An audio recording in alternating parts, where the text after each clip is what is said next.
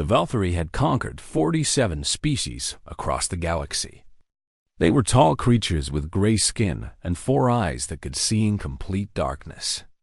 Their ships were beautiful and deadly, built from metals that humans had never seen before. For 3,000 years, they had moved from star to star, taking whatever they wanted and crushing anyone who stood in their way. High Commander Zyrith stood on the bridge of his flagship, the Eternal Conquest, and watched the small blue planet grow larger on his viewing screen. Earth. The humans called it Earth. His intelligence officers had studied this species for 20 years before recommending invasion. They were soft creatures, they said. They fought among themselves. They wasted resources on art and music and silly entertainments. They would fall quickly. How many ships do they have? Zyrith asked his sensor officer. 17 patrol vessels in the outer system, High Commander. Their main fleet consists of approximately 120 combat ships near their planet. Nothing that can challenge us. Zyrith made a sound that was almost like laughter. He had brought 1,000 warships to this system. Each one was larger and more powerful than anything the humans possessed. This would not be a battle.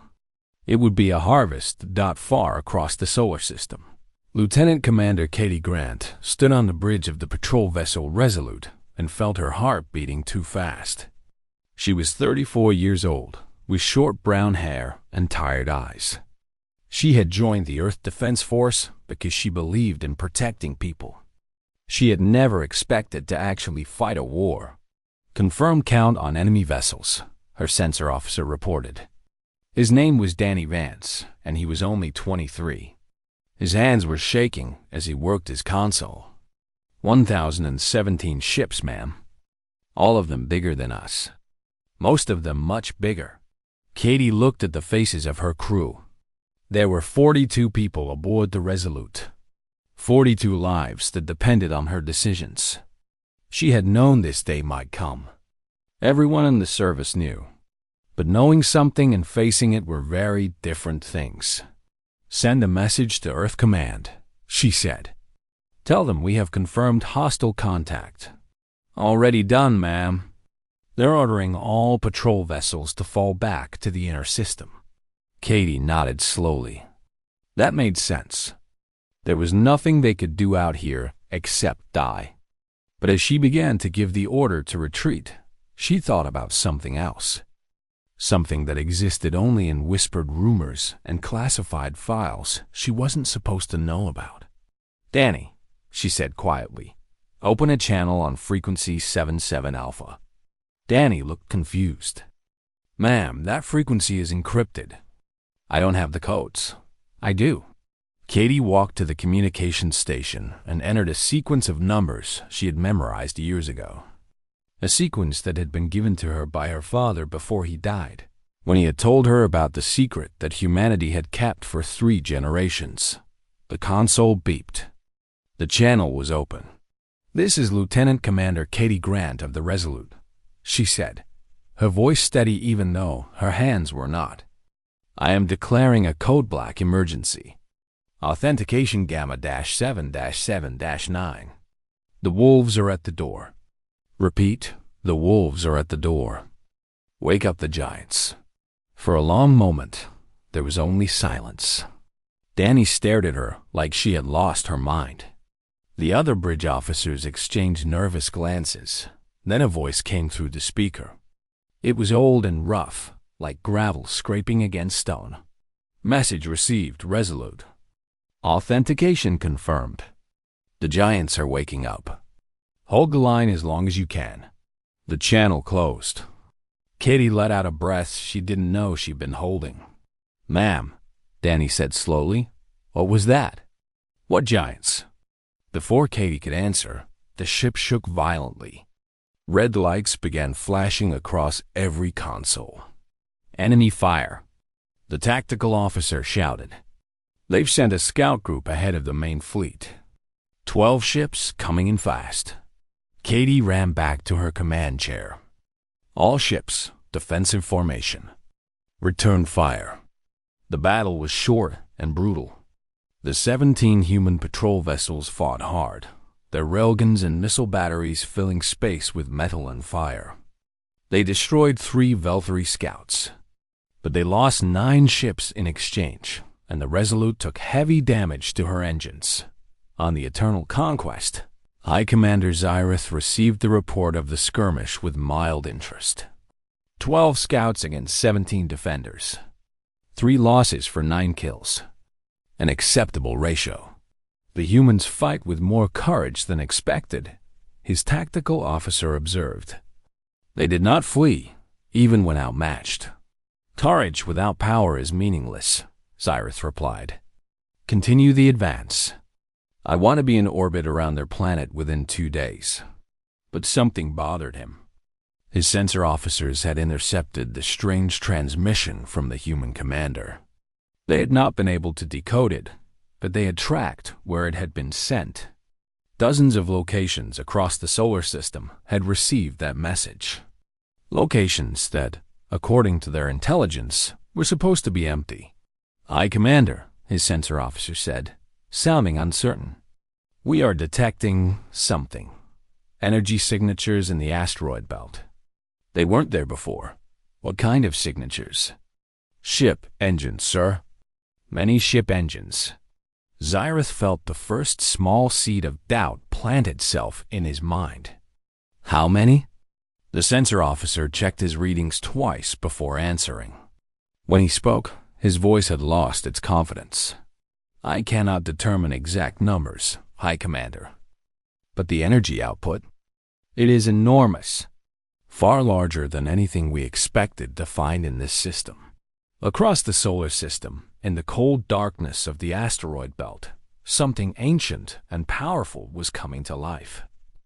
Deep inside the hollowed-out dwarf planet called Ceres, lights were turning on in corridors that had been dark for decades.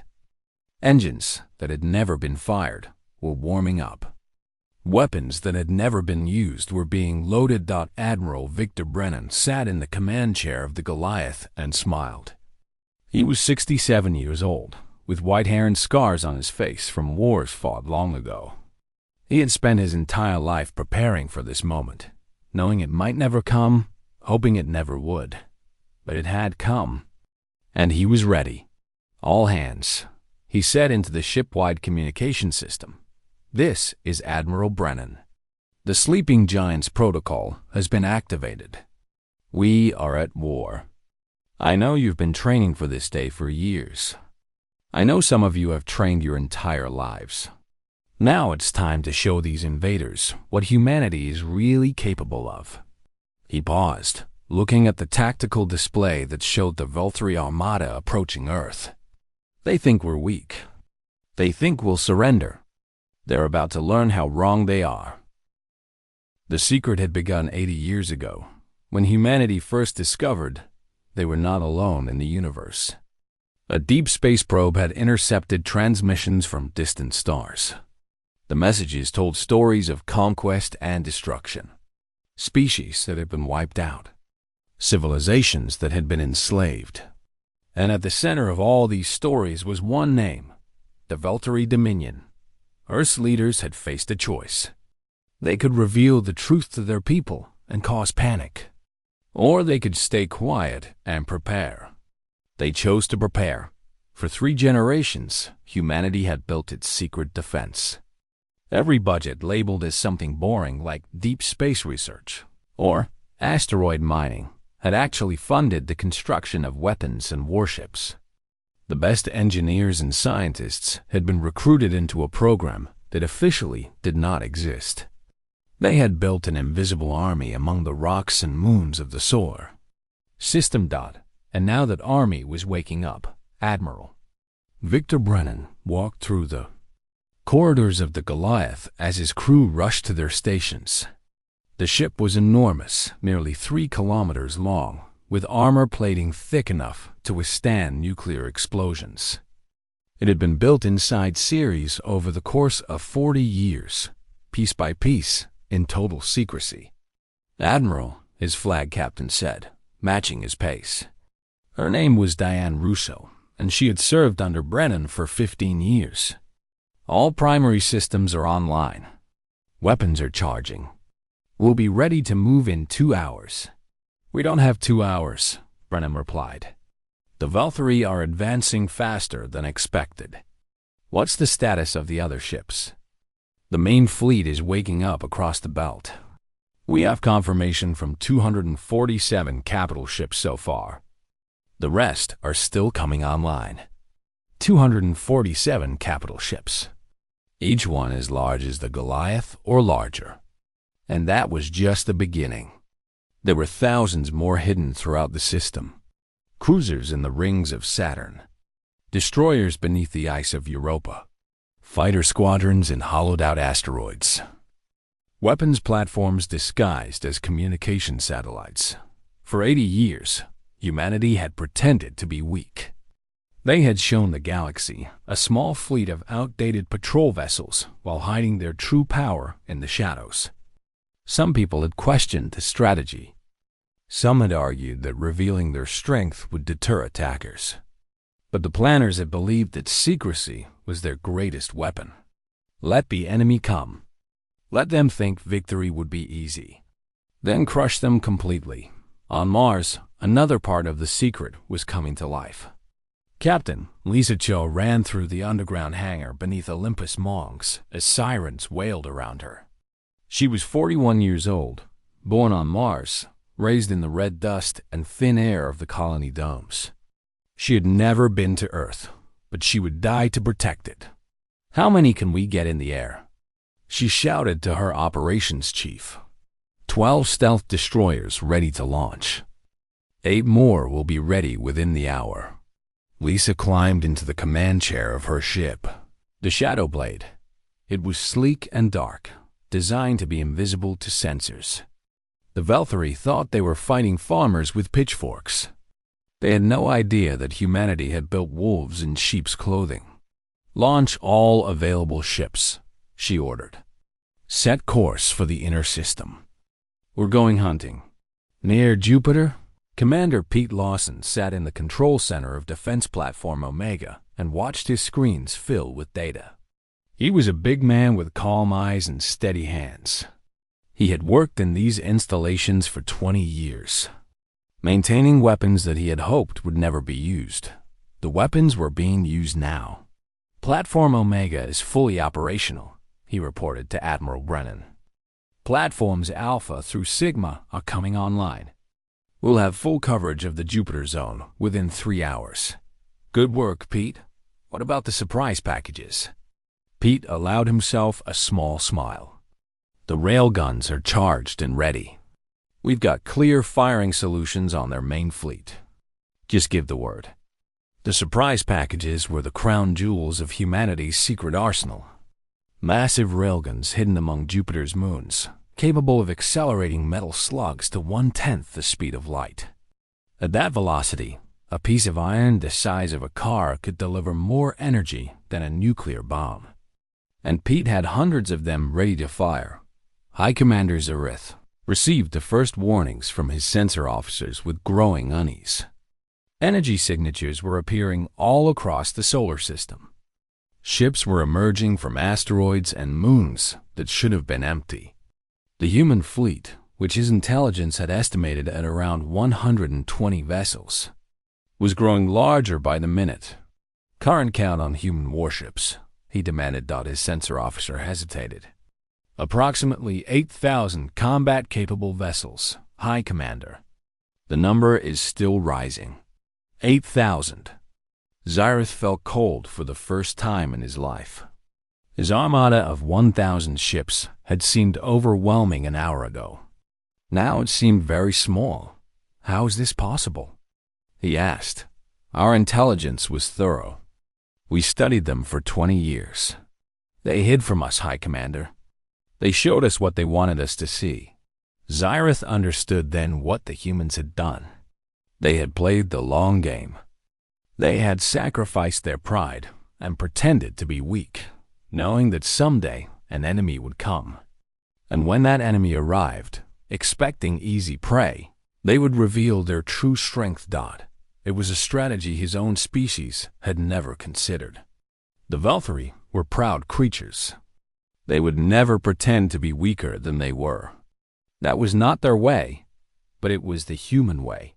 And now Xyrith's armada was trapped deep in hostile territory, facing an enemy far more powerful than expected. "High Commander," his communications officer said, "we are receiving a transmission from the human fleet.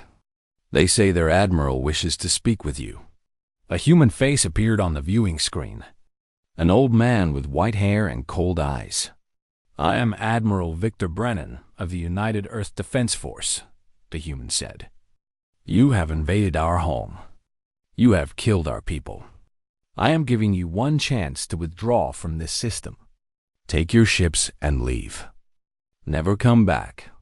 If you refuse, we will destroy every single one of you." Xyrith stared at the human for a long moment. In 3,000 years of conquest, no species had ever spoken to him like this. "You threaten me with ships pulled from hiding holes?" He replied, "My warriors have conquered 47 species. We do not retreat." The human admiral nodded slowly, as if he had expected this answer. "Then I will see you on the battlefield, High Commander, and I will make you regret the day you ever heard of Earth." The screen went dark. Xyrith turned to his officers. "All ships advance. Full attack speed. We will show these creatures what it means to face the Valkyrie Dominion." But deep in his heart, where no one could see, the first flicker of fear had begun to burn. The first major battle happened near Saturn. The Valkyrie had sent 200 ships to capture the orbital refineries around the ringed planet. These refineries process fuel for humanity's fleet, and destroying them would cripple Earth's defenses. It was a smart strategy, but the humans had expected it. Captain Ben Torres grew up on those refineries. His father had worked there. His grandfather had helped build them. He knew every current in the rings, every gap between the ice chunks, every shadow where a ship could hide. And he had been waiting for this moment for 15 years. "They're coming in standard attack formation," his sensor officer reported. 200 warships. "They expect to sweep through and destroy everything." Ben smiled. It was not a friendly smile. "Let them come. All ships, activate silent running. Hide among the ice." The human ships powered down their engines and drifted into the thick ring system. From the outside, they were invisible, just more chunks of rock and ice floating in the darkness. Ben's small force of 30 ships was badly outnumbered. But numbers didn't matter when your enemy couldn't see you. The Valkyrie fleet entered the ring zone with confidence. Their shields were raised, their weapons ready. They scanned for threats and found nothing. The refineries ahead were defenseless, their crews already evacuated. No resistance detected. The Valkyrie fleet commander reported to High Commander Xyrith. "We are beginning bombardment." The first refinery exploded in a ball of fire. Then the second. The Valkyrie crews cheered, celebrating another easy victory. Then the ice around them came alive with weapons fire. Ben's ships rose from their hiding, spots like sharks from deep water. Their railguns fired in perfect coordination, sending slugs of metal through Valkyrie hulls at impossible speeds. The enemy shields, designed to stop energy weapons, couldn't handle the kinetic impacts. Ships cracked open like eggs, spilling air and bodies into the void. "They're everywhere." The Valkyrie commander screamed into his communication system. "We're taking fire from all directions." But it was worse than that. Ben wasn't just shooting at them. He was using the rings themselves as weapons. His ships knocked chunks of ice into the Valkyrie formation, forcing them to dodge and break apart. Their beautiful attack patterns fell into chaos. Their superior technology meant nothing when they couldn't see their enemies or predict where the next attack would come from. In 20 minutes, Ben's 30 ships destroyed 67 Valkyrie warships. The rest fled, abandoning their mission, leaving behind clouds of debris that joined the eternal dance of Saturn's rings. But the main battle was happening in the asteroid belt, where Admiral Brennan faced the bulk of the Valkyrie armada. The Goliath led the charge. Its massive guns filled space with thunder, each shot capable of punching through the strongest Valkyrie armor. Around it, hundreds of human warships formed a wall of steel and fire, meeting the enemy head-on. High Commander Zyrith had never seen anything like it. Human ships didn't fight the way his enemies usually fought. They didn't try to stay at safe distances. They didn't protect themselves first. They charged straight into the heart of his fleet, trading blow for blow, accepting damage so they could deliver killing strikes. "They're ramming our ships," one of his officers reported, his voice high with disbelief. "They're deliberately crashing into us." It was true. Human destroyers, their engines crippled by enemy fire, used their last fuel to accelerate directly into Valkyrie cruisers. The explosions took out both ships, but the humans seemed happy with that exchange. Every Valkyrie vessel was worth more than a human destroyer. Every dead Valkyrie officer was harder to replace than a human crew. The mathematics of destruction favored the defenders. Admiral Brennan watched the battle from his command chair, his face showing no emotion, even as ships on both sides died in terrible numbers. War was always ugly. War was always cruel. But this war was necessary. These invaders had come to enslave his species, to destroy everything humanity had built. They deserve no mercy. "Admiral," Diane Russo said, "we've lost the Fearless and the Thunder God. The Morning Star is crippled and drifting. What about our kill count?" 112 enemy vessels confirmed destroyed. Another 40 severely damaged. Brennan nodded. They were winning. But the price was high. Far from the main battle, the Resolute was still fighting. Katie Grant's ship was badly damaged, its engines barely functional, its weapons running low on ammunition. But she refused to retreat. Her patrol group was protecting a convoy of civilian ships fleeing to Mars. And she would not abandon them. "Ma'am," Danny Vance said, his face covered in blood from a cut on his forehead, "we've got 4 enemy ships on intercept course for the convoy. They'll reach the civilians in 15 minutes. Katie looked at her tactical display. 4 Valkyrie cruisers against her battered patrol vessel. The math was impossible. But the civilians behind her had no weapons, no defenses. If she ran, they would all die. "Set intercept course," she ordered. "All power to forward weapons." "Ma'am, we can't." "I know what we can't do, Danny. Now let me show you what we can." The Resolute turned toward the enemy, its engines screaming with the effort. Katie opened a channel to the civilian convoy. "This is Lieutenant Commander Grant. Continue on your current course to Mars. Don't look back. Don't slow down.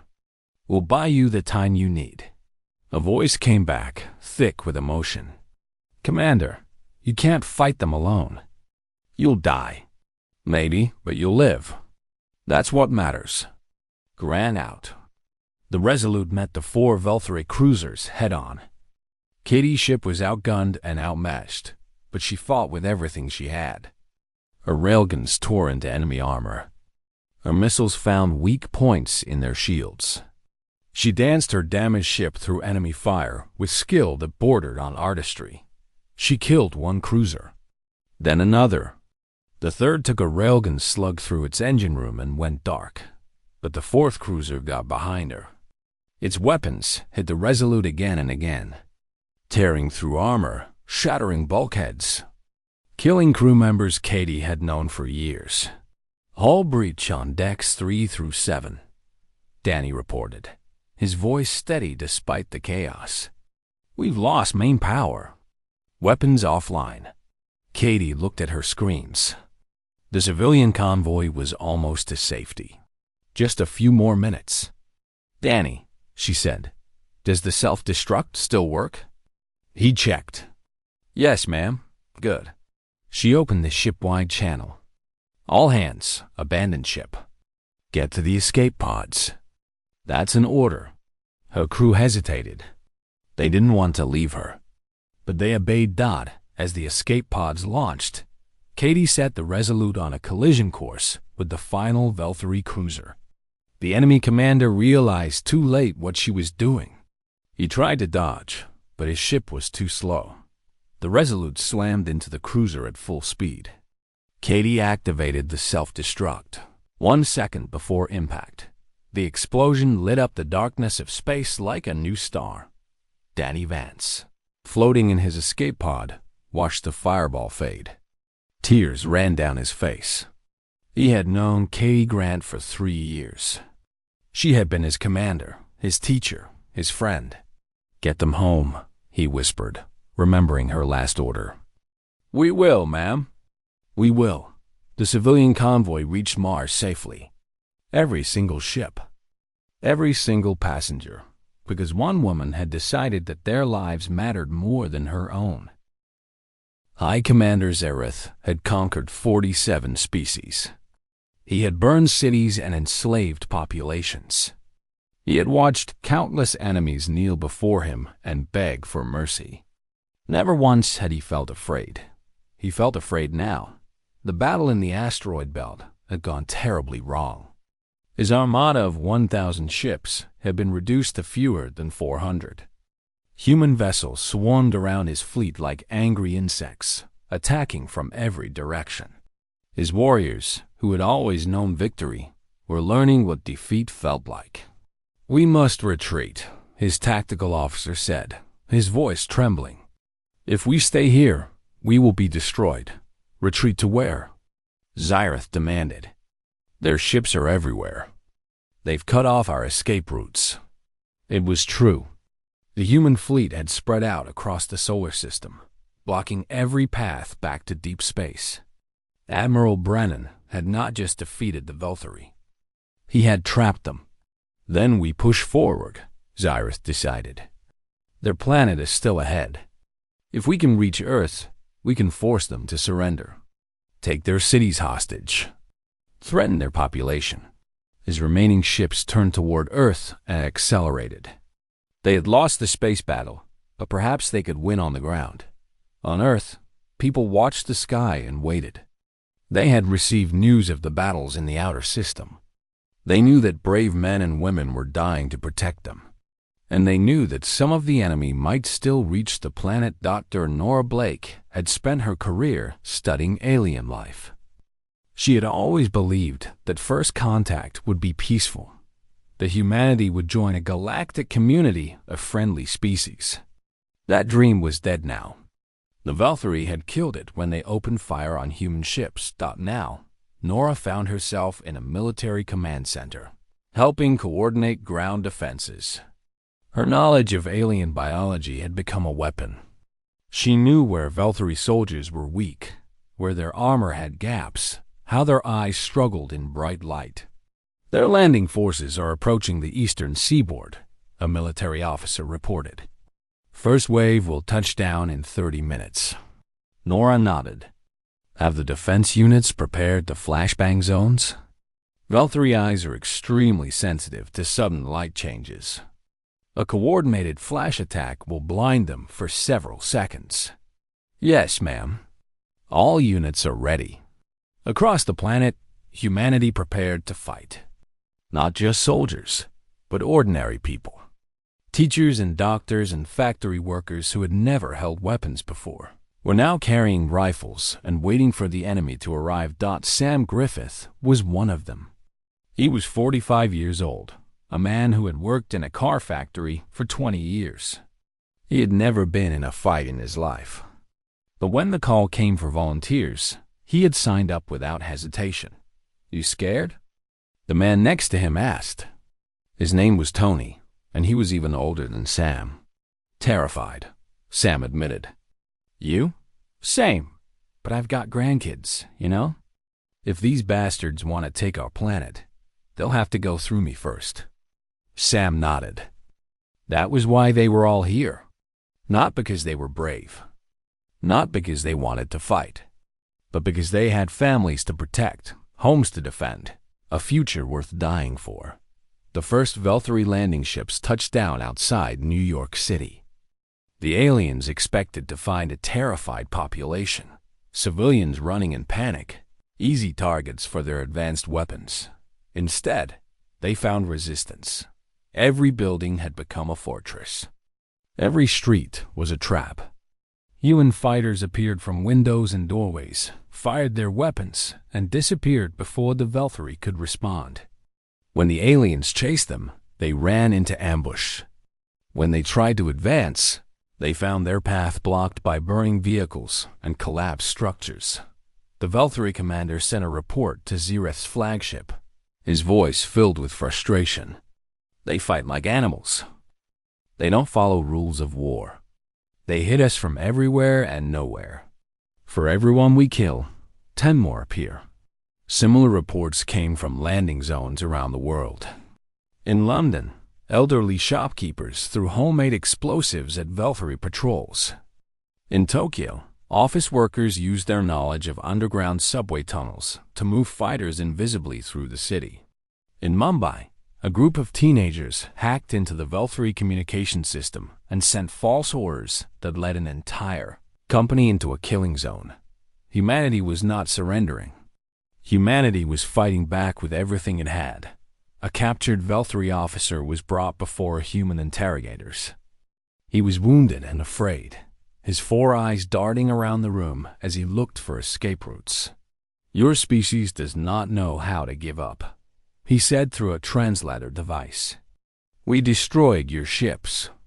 We burned your cities. You should have surrendered."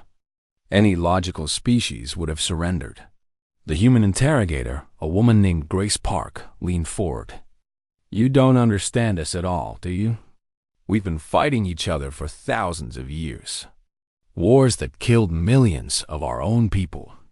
We survived ice ages and plagues and disasters that should have wiped us out. You think we're going to surrender to a bunch of aliens who showed up uninvited?" The Velthari stared at her. "You are insane. All of you. Your entire species is insane." Grace smiled. It was not a kind smile.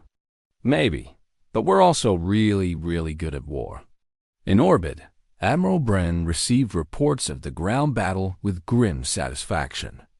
The Velthari had made it to Earth, but they were paying for every meter of ground with blood. "They thought we were soft," he said to Diane Russo. "They looked at our art and our music and our movies and thought we were weak. They didn't understand." "Understand what, sir?" "The same species that created those beautiful things also invented the atomic bomb. The same hands that painted masterpieces built the weapons that could destroy cities. We're not peaceful because we're weak. We're peaceful because we know what we're capable of when we're not." Brennan turned to his communications officer. "Signal all ships. Begin the final phase. It's time to end this." High Commander Xerath received word of the human counterattack from his flagship. Still approaching Earth, the remaining ships of his fleet, less than 300 now, were being hunted by human vessels that seemed to be everywhere at once. Lisa Cho's stealth destroyers appeared from the darkness of space and killed Velthari ships before they even knew they were under attack. Pete Lawson's defense platforms hurled railgun slugs across millions of kilometers, striking with impossible accuracy. The Goliath and her escorts closed in like wolves surrounding wounded prey. "We cannot win this battle," Xerath's tactical officer said. "We must send a message to the homeworld. Warn them about what we found here." Xerath wanted to refuse. He wanted to fight to the last ship, to die with honor as his ancestors had taught him. But he was not just a warrior. He was a commander. His duty was to his species, not to his pride. "Send the message," he ordered. "Tell them the truth. Tell them everything." The transmission went out across the stars, carrying Xerath's voice to the Velthari homeworld. "This is High Commander Xerath. The invasion of Earth has failed. The humans are not what we expected. They are not weak. They are not cowardly. They are the most dangerous species we have ever encountered. Do not send more ships. Do not try to avenge us. Let them forget we exist. Because if you provoke them again, if you give them a reason to come looking for us, they will not stop until every Valkyrie world is burning. The transmission ended. Xyrath looked at the blue planet on his screen. The world that had cost him everything. What are they? He whispered. What kind of creatures fight like this? No one on his bridge had an answer. The final battle happened in Earth orbit, where the sky met the stars. High Commander Xyrath had less than 100 ships left, but he would not surrender. The Valkyrie did not know how to surrender. They only knew how to fight and how to die. All ships form a defensive sphere around my flagship, he commanded. If we must fall, we will fall as warriors. The human fleet closed in from every direction. Admiral Brennan's Goliath led the main assault from the front. Lisa Cho's stealth destroyers attacked from the flanks, appearing from nowhere to deliver killing blows before disappearing again. And from the moon, Pete Lawson's defense platforms opened fire with everything they had. Railgun slugs screamed across the void at 1/10 of the speed of light. Each impact was like a small sun being born, a flash of energy so bright it could be seen from Earth's surface. Valkyrie ships died one after another, their advanced shields and armor meaning nothing against the fury of humanity's counterattack.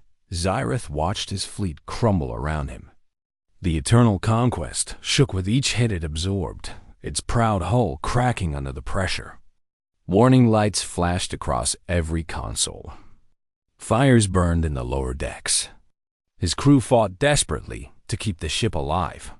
"Aye, Commander," his sensor officer reported. "The human flagship is approaching. They're hailing us."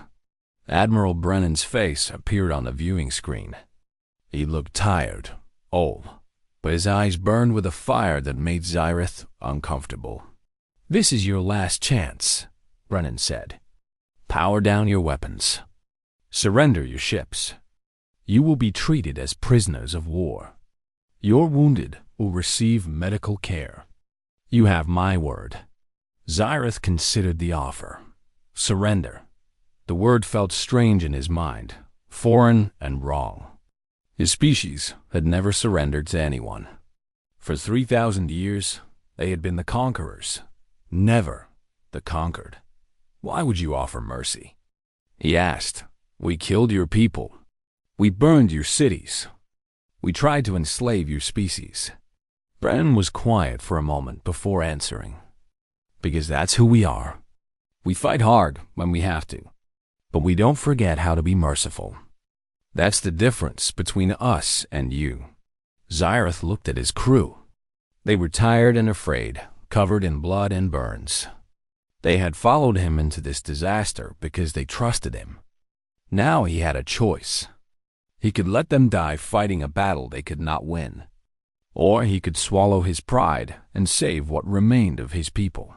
He closed his 4 eyes and made his decision. "All ships," he said into his fleet communication system, "power down weapons. We are surrendering." The battle ended. The remaining Valkyrie vessels went silent, their weapons going dark. Human ships surrounded them, maintaining careful watch but no longer firing. Medical transports approached to collect the wounded. Prison ships moved in to take custody of the survivors. Admiral Brennan leaned back in his chair and allowed himself to feel relieved for the first time in days. It was over. They had won. "Diane," he said to his flag captain, "I want a full count. Ships lost. People killed. Everything." The numbers came in over the next few hours. The war had cost humanity dearly. 3,417 ships destroyed or damaged beyond repair. 172,000 service members killed. On the ground, the casualties were even worse. Cities bombed. Civilian populations caught in the crossfire. The final death toll would take weeks to calculate, but humanity had survived. The Valkyrie Armada was broken, its survivors now prisoners of war. The hidden fleet, the sleeping giants, had proven their worth. 80 years of preparation had paid off when it mattered most. Brennan thought about Katie Grant, the young officer who had sent the first warning signal. She had died protecting civilians, her ship destroyed in a final act of defiance. Her name would lead the list of heroes who had given everything to protect their home. A ceremony was held on Earth 1 month later. The entire planet watched as Admiral Brennan stood before the United Earth Council to deliver his final report. "The Valkyrie thought we would be easy prey," he began. "They looked at our small patrol fleet and our peaceful society and assumed we were weak. They did not know about the sleeping giants. They did not understand what humanity is capable of when pushed." He paused, looking at the faces in the audience. Politicians and generals, scientists and civilians. The people who had built the secret fleet. The people who had fought on the ground. The families of those who had died. "We have sent a message to the galaxy," Brennan continued. "A message that will echo across the stars for generations to come. We are humanity. We will trade with those who come in peace. We will share knowledge with those who seek understanding. We will extend friendship to those who earn our trust." His voice grew harder, his eyes cold.